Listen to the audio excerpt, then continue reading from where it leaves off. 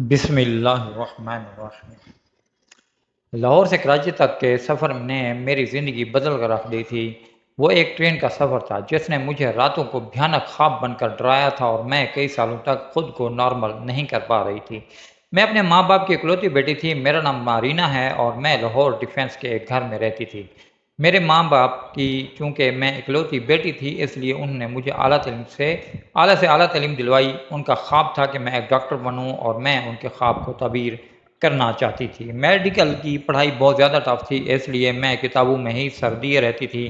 دوستوں کے ساتھ گھومنا پھرنا اور رشتہ داروں کی طرف چھٹیاں منانے جانا، اس کا ٹائم مجھے کم ہی ملتا تھا۔ مگر کراچی میں میری کزن ماریا کی شادی تھی۔ ہم دونوں بچپن سے ہی گہرے دوست تھے، اس لیے اس نے مجھے شادی سے ایک ہفتہ پہلے آنے کی خاص تاکید کی تھی اور کہا تھا کہ اگر تم نہیں آؤ گی تو میں شادی ہی نہیں کروں گی۔ اور میں اس کی بات سن کر مسکرانے لگی اور کہا کہ میں کون سا تمہارا دلہا ہوں جس کے بغیر تمہاری شادی ہی نہیں ہو سکتی۔ مگر وہ ایسے ہی جذباتی تھی، اس لیے میں اسے ناراض نہیں کرنا چاہتی تھی اور اپنی ٹف روٹین چھوڑ کر اس کی شادی میں جانا چاہتی تھی۔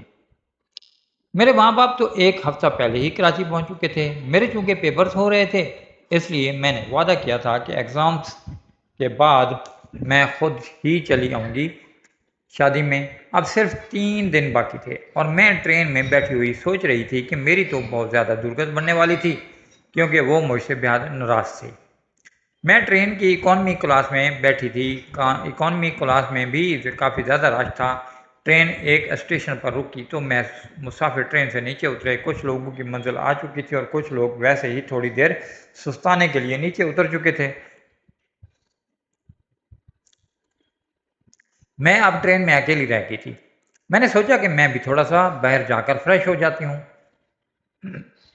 کچھ کھا پی لیتی ہوں، کیونکہ 15 منٹ بعد پھر سے ٹرین نے روانہ ہو جانا تھا۔ میں ٹرین سے نیچے اتری اور سامنے گول گپوں کی ریڑھی دیکھ کر میرے منہ میں ڈھیر سارا پانی آ گیا۔ گول گپے کھانا میری بہت بڑی کمزوری تھی، اس لیے میں جلدی سے ٹرین سے اتری اور ایک پلیٹ گول گپے آرڈر کر کے انتظار کرنے لگی۔ بار بار گھڑی کی طرف دیکھتی تھی کہ کہیں ٹرین نکل نہ جائے۔ بالآخر میں نے خوب جی بھر کر گول گپے نوش فرمائے تو جلدی سے ٹرین کی طرف بھاگی اور اپنی سیٹ پر جا کر بیٹھ گئی۔ میرے سامنے والی سیٹ پر ایک نوجوان لڑکا سوٹ بوٹ میں ملبوس بیٹھا تھا۔ میں اسے دیکھ کر ذرا سا چونکی، کیونکہ ٹرین سے اترنے سے پہلے جہاں پر ایک خاتون اور اس کے بچے بیٹھے تھے، شاید وہ اس اسٹیشن پر اتر گئے ہوں گے اور نیا مسافر بیٹھ گیا ہوگا۔ اس نے کافی قیمتی لباس پہنا ہوا تھا۔ میں ذرا سی محتاط ہو کر بیٹھ گئی، کیونکہ مجھے اجنبیوں سے زیادہ بات چیت کرنا پسند نہیں تھا، اور اس طرح کے نوجوان لڑکے تو بات کرنے کا بہانہ ڈھونڈتے ہیں کسی لڑکے کے ساتھ۔ اس لیے میں اندر تک اترتی نظروں سے اسے دیکھ کر اس کا تفصیلی جائزہ لینے کے بعد باہر دیکھنے لگی۔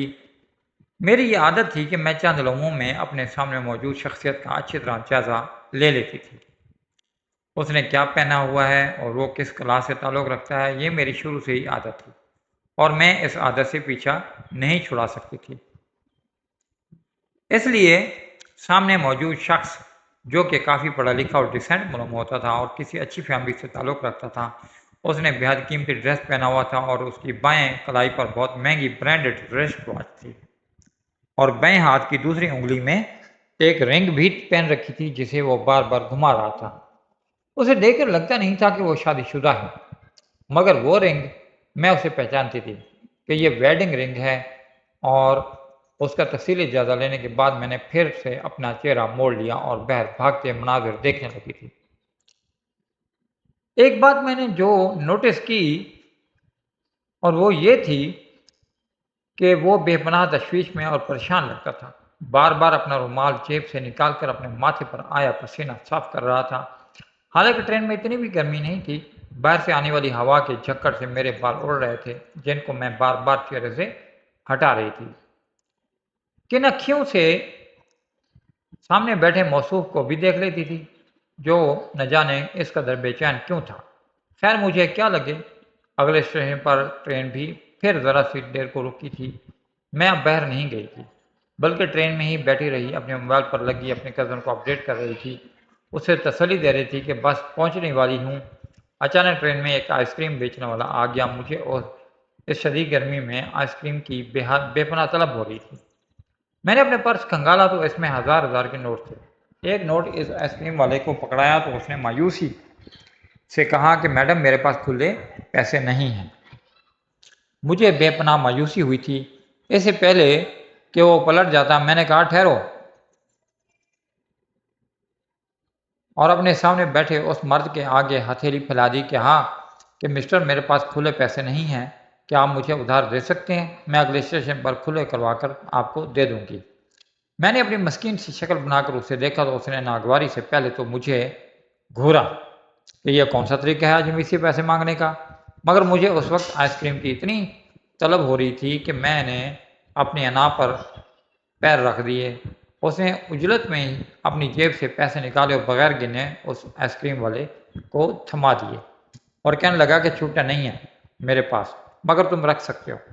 وہ کمال کی سخاوت تھی۔ مجھے ذرا سی شرمندگی تو ہوئی کہ خواہ ہی مانگ لیے، اس سے تو اچھا تھا میں صبر کر لیتی، مگر اب تو غلطی ہو چکی تھی، سو کیا پچھتانا۔ میں مزے سے آئس کریم کھانے لگی تھی۔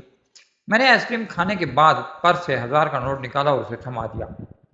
میرے پاس بھی پیسوں کی کوئی کمی نہیں تھی، وہ تو میں نے اپنی جلد بازی میں اس کی نظر میں اپنا امپریشن غلط بنا لیا تھا۔ وہ پیسے پکڑنے کی وجہ ناگواری سے مجھے دیکھنے لگا اور کہا کہ میں لڑکیوں سے پیسے نہیں لیتا، یہ میری شان کے خلاف ہے، اور میں تو اس کی بات پر تل ملا کر رہ گئی تھی، خود کو جتنا کوستی اتنا کم تھا۔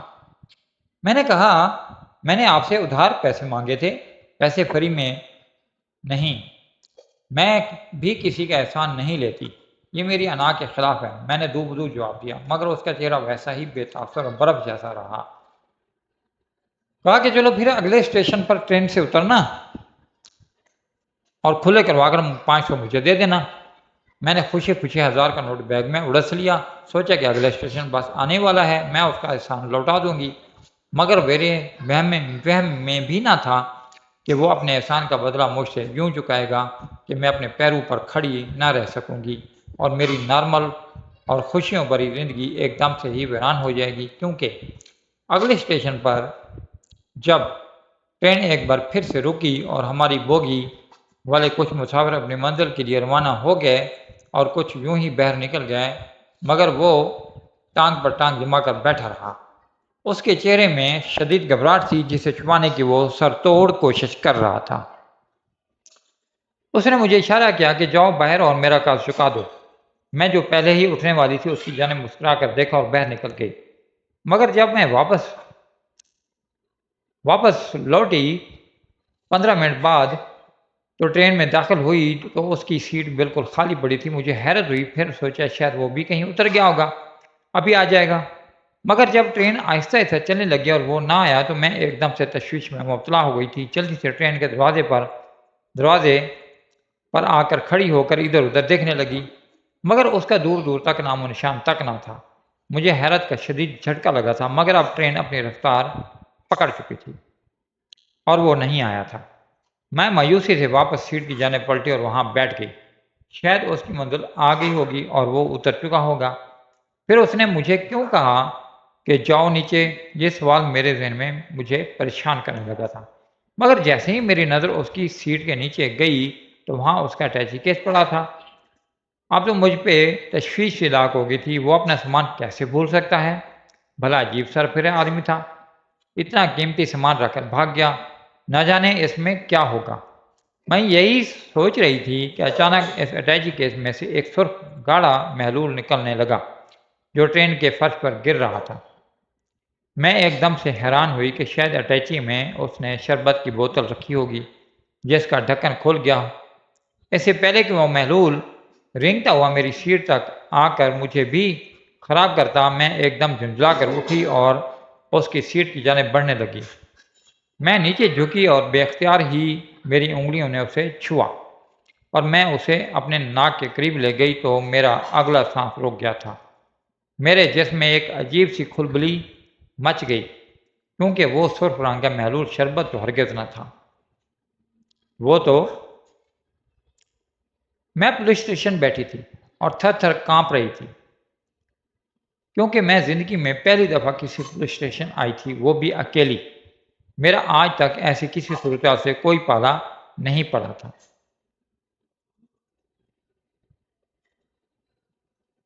میں نے اکثر فلموں اور ڈراموں میں دیکھا تھا کہ ایک معصوم لڑکی پر خواہ مخواہ ہی دوسرے کے جرم کا الزام لگ جاتا ہے اور پولیس اسے پکڑ کر لے جاتی ہے اور پھر اسے سلاخوں کے پیچھے بند کر کے اس کے ساتھ تشدد بھی کرتی ہے۔ میں آنے والی صورتحال کے بارے میں سوچ کر ہی پریشان ہو رہی تھی۔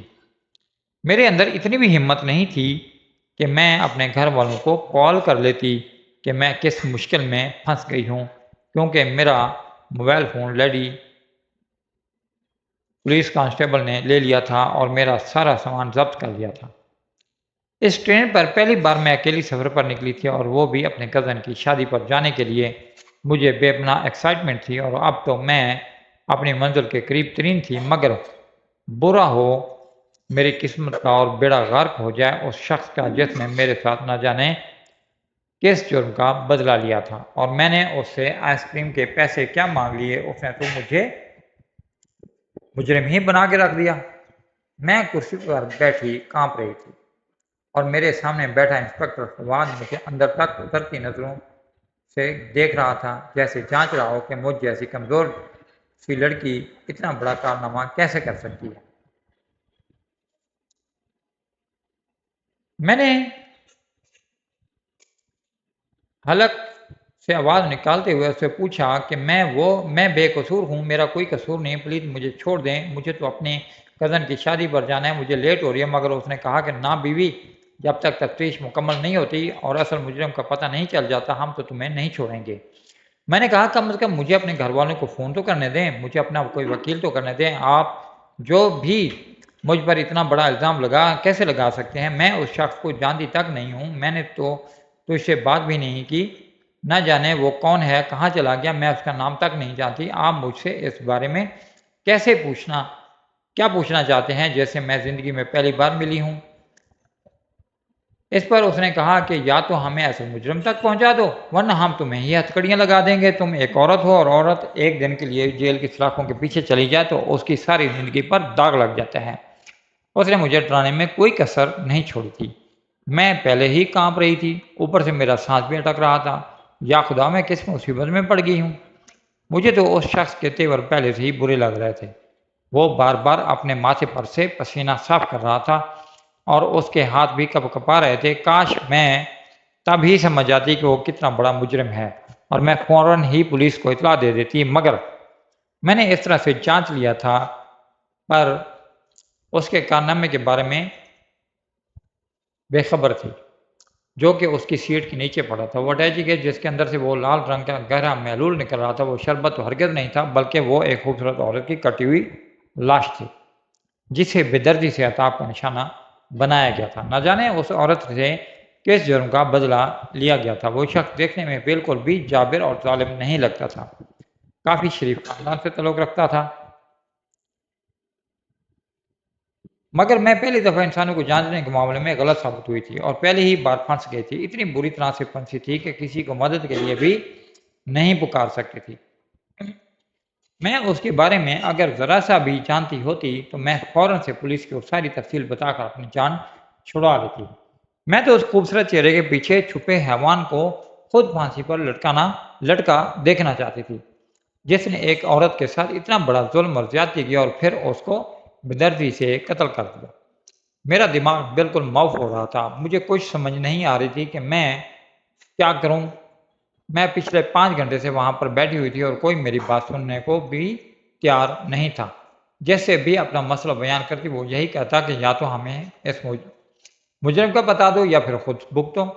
میں نے اس نوجوان کا حلیہ اچھی طرح سے انہیں سمجھا دیا تھا اور یہ بھی بتا دیا تھا کہ وہ سوٹ بوٹ سے کافی زیادہ ہائی پروفائل لگتا تھا، مگر یہ سب چیزیں غیر ضروری تھی کیونکہ یہ ساری تفصیل بیکار تھی ان کی نظر میں اس طرح سے، اور وہ اس تک بالکل بھی نہیں پہنچ سکتے تھے۔ میں 5 گھنٹے تک ضبط کے مارے بیٹھی ہوئی تھی اور کانپے جا رہی تھی، مگر پھر جب کسی نے بھی میری بات نہ سنی تو میں نے رونا شروع کر دیا، کیونکہ عورت کے آنسو ایک ایسا ہتھیار ہوتے ہیں جو بڑے سے بڑے پتھر دل کو بھی موم کر دیتے ہیں۔ مگر میں بھول گئی تھی کہ میرے سامنے میرا کوئی خڑوس قسم کا محبوب نہیں بیٹھا جو میرے آنسوؤں سے رام ہو جائے گا، بلکہ پولیس والا بیٹھا تھا اور اس کا تو ایسی عورتوں سے روز روز پالا پڑتا ہوگا۔ یہاں پر عورت کے آنسو اور آہوں کی کوئی ویلیو نہیں تھی۔ دوپہر سے شام ڈھل چکی تھی مگر میرا مسئلہ حل نہ ہوا۔ اور یہ کیسے لوگ تھے جو مجھے میرے گھر والوں سے بات تک نہیں کرنے دے رہے تھے؟ نہ جانے میرے ماں باپ کتنے پریشان ہوں گے، کیونکہ ان کے مطابق تو اب تک مجھے پہنچ جانا چاہیے تھا۔ وہ تو مجھے اسٹیشن پر ریسیو کرنے بھی چلے گئے ہوں گے۔ یا خدا، وہ کتنے پریشان ہوں گے کہ ان کی بیٹی کو کیا ہوا ہے، وہ کیوں نہیں پہنچی ابھی تک۔ میرے ذہن میں ہر طرح کی سوچیں گٹ مٹ کر رہی تھیں اور میں بے پناہ پریشان تھی۔ اچانک ہی میرے ذہن میں جھماکا سا ہوا تھا۔ اس کی انگوٹھی جو اس کی بائیں ہاتھ کی دوسری انگلی میں قید تھی، وہ بہت ہی مشہور جیولر کی انگوٹھی تھی۔ میں انگوٹھیوں کو پہچانتی تھی کیونکہ میں خود اس جیولر کے پاس اپنی جیولری کے لیے جاتی رہتی تھی، اور وہ لاہور شہر کا سب سے فیمس جیولر تھا۔ ایک دم سے میں ایک سائڈ پر ہاتھ مار کے اٹھ گئی اور کہا کہ ایک طریقہ ہے مجرم کو پکڑنے کا۔ پولیس انسپکٹر ایک دم چونک کر میری جانب متوجہ ہوا اور کہا کہ بی بی، کب سے پوچھ رہا ہوں کہ اس کی کوئی نشانی بتاؤ جس سے ہم اسے پکڑ سکتے ہیں۔ 5 گھنٹے ہو گئے، اب تمہیں ذہن میں خیال آیا ہے؟ چلو بتاؤ، فوراً جلدی کرو۔ میں نے کہا کہ اس نے اپنی انگلی میں ایک انگوٹھی پہنی ہوئی تھی اور میں جانتی ہوں کہ وہ کس جیولر کی ہے اور کس جیولر سے اس نے بنوائی ہوگی۔ میں آپ کو اس جیولر کے پاس لے کر جاؤں گی، وہ میرے بہت جاننے والا ہے۔ وہ ہمیں تمام CCTV فوٹیج بھی دکھا دے گا اور آپ خود اس کا چہرہ کیمرے میں دیکھ لیجئے گا۔ مگر اس کے لیے ہمارا لاہور جانا ضروری ہے کیونکہ وہ لاہور کا ہی ایک مشہور جیولر ہے۔ پولیس انسپکٹر نے کہا کہ کیا تمہیں یقین ہے کہ وہ انگوٹھی کسی اور جیولر سے نہیں ملتی؟ ارے ہزاروں ڈیزائن، ہزاروں طرح کی انگوٹھیاں مختلف جیولر کے پاس پڑی ہوتی ہیں، یہ تو کوئی ٹھوس ثبوت نہ ہوا۔ اس نے جیسے ناک سے مکھی اڑائی تھی، مگر میں پر یقین تھی۔ میں نے کہا کہ مجھے یقین ہے کہ یہ انگوٹھی اسی جیولر کی ہے کیونکہ اپنی کزن کی شادی سے 2 دن پہلے میں اس کے لیے ایک خوبصورت سا نیکلس خریدنے گئی تھی اسی جیولر کے پاس، اور میں نے اسی طرح کی انگوٹھی وہاں پر دیکھی تھی اور وہ اتنی خوبصورت تھی کہ میں پوچھے بغیر نہ رہ سکی کہ یہ انگوٹھی کس نے بنائی ہے۔ تو جیولر نے کہا کہ یہ کسٹمر نے آرڈر کیا تھا اور وہ آج یا کل سے اسے ریسیو کرنے ضرور آئے گا۔ اگر آپ کو اس طرح کی بنوانی ہے تو ہم آپ کو بنا کر دیں گے کیونکہ اس طرح کی انگوٹھی صرف ہمارے پاس ہی بنتی ہے۔ جب میں نے یہ بات پولیس انسپکٹر سے کہی تو وہ تشویش و پن میں پڑ گیا، مگر مجھ پر یقین کرنے کے علاوہ اس کے پاس کوئی چارہ نہ تھا اور نہ ہی کوئی اور ثبوت تھا کہ جس سے مجرم کو پکڑا جا سکے۔ وہ عورت جس کو بے دردی سے مارا گیا تھا وہ ایک رات کی دلہن تھی اور اس کی انگلی میں بھی ویسے ہی ایک انگوٹھی تھی کیونکہ وہ کپل رنگ تھی جو شاید اس نے اپنی شادی کے لیے آرڈر کی ہوگی۔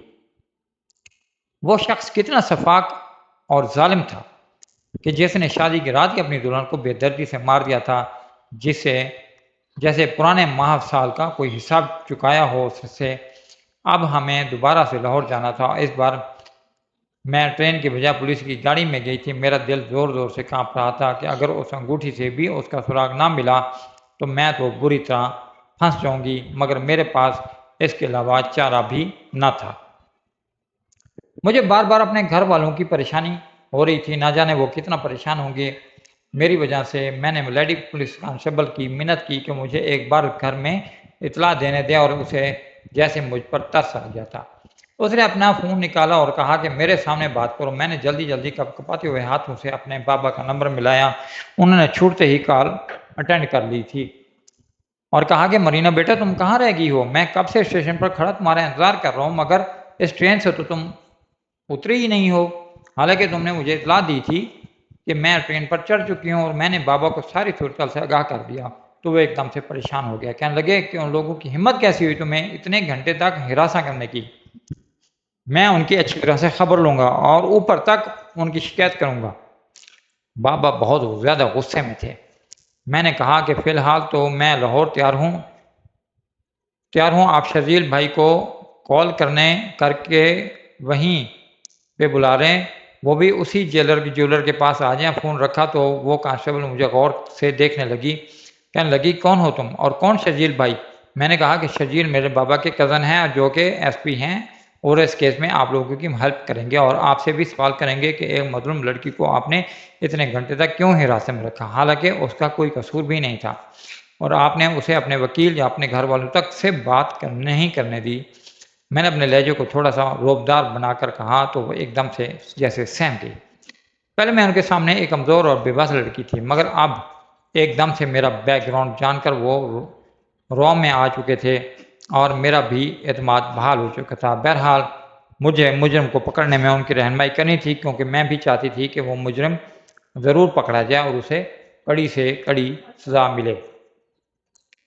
جب ہم جیولر کے پاس پہنچے تو انہوں نے سب نے مجھے دور سے ہی سلام کیا اور میں نے سر کے فارم سے ان کو جواب دیا، کیونکہ میں اکثر ہی یہاں پر آتی رہتی تھی اور میں ان کی ریگولر کسٹمر تھی اور یہ اپنے ریگولر کسٹمر کو بہت زیادہ ریسپیکٹ دیتے تھے۔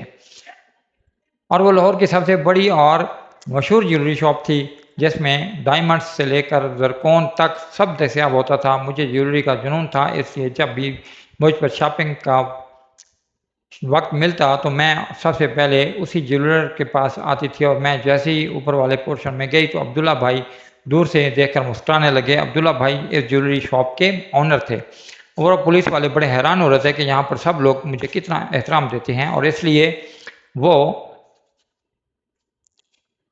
بالکل شرمندہ سے میرے پیچھے پیچھے آ رہے تھے۔ عبداللہ بھائی پولیس کو میرے ساتھ دیکھ کر کچھ پریشان سے ہوئے اور کہا کہ مرینا بیٹا کیا بات ہے، آج تو آپ پوری فوج کو بھی اپنے ساتھ لے کر آئی ہو۔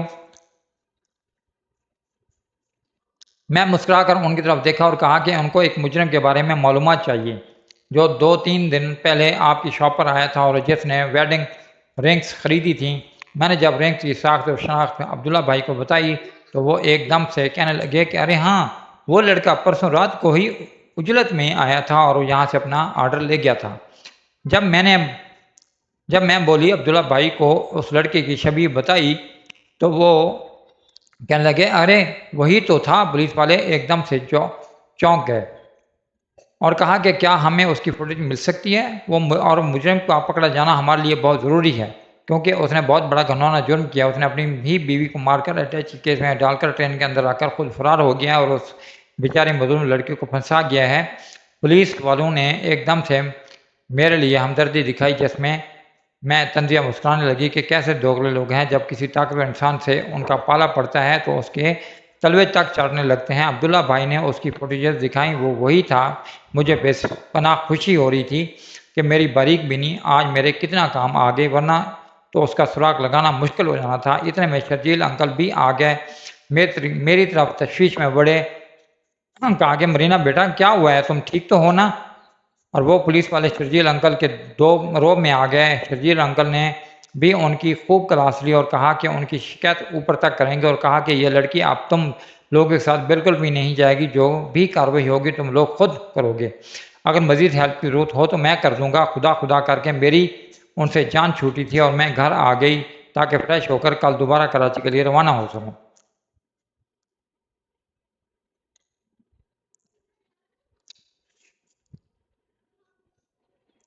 پہلے ہی میری کزن کو مجھ پر اتنا بے انتہا غصہ تھا، مگر میں ابھی کرتی تو کیا کرتی، انسان کا پالا اکثر ہی ناگہانی مشکل سے پڑ جاتا ہے جس کا اسے دور تک اندیشہ نہیں ہوتا، اور یہ سفر تو مجھے ہمیشہ یاد رہنے والا تھا۔ نہ جانے وہ بیچاری مظلوم لڑکی کون تھی جس کے خواب میں اس درندے شخص نے شادی کر لی، شادی والی رات کو ہی نوش ڈالے۔ میں واقعی اس کے بارے میں جاننا چاہتی تھی، اس لیے شرجیل انکل کو بولا کہ اگر پولیس والوں کو مزید کوئی رہنمائی درکار ہو تو مجھے بتا دیجیے گا۔ انہوں نے کہا کہ تم فکر مت کرو، وہ مجرم اب جلد پکڑا جائے گا، کیونکہ وہ پولیس کے نظر میں آ چکا ہے۔ اور یوں میں اگلے ہی دن کراچی پہنچ گئی تھی اور اپنی کزن سے معذرت کی تو اس نے کہا کہ کوئی بات نہیں، تم آگے ہی اتنا ہی کافی ہے۔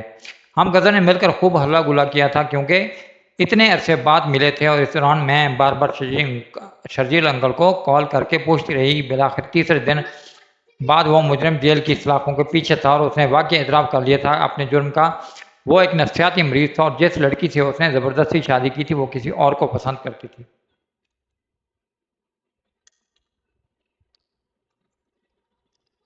مگر اس مجرم جس کا نام سیف تھا، اس نے اپنی طاقت کے بال بوتے پر اس لڑکی کو زبردستی اپنی زندگی میں شامل کیا تھا۔